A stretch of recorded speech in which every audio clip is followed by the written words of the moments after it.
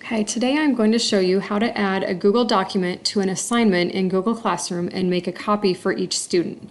So we're in Google Classroom. I went up to the classwork tab at the top. We're going to click on Create, and this will just be a regular assignment. My class is going to be researching historical figures.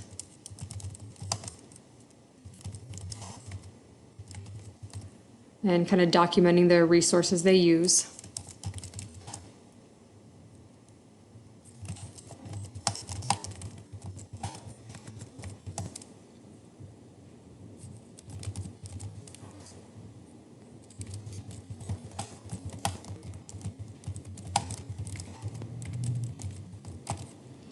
Okay, now to attach the Google document that's going to go with this, I'm going to go to my Google Drive down here.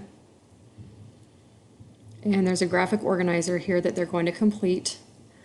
Then over here, so that each student will have a copy of it that they can complete, I'm going to go down here to make a copy for each student and select that. This is something I want all students to have. It does not need a category. Put a due date.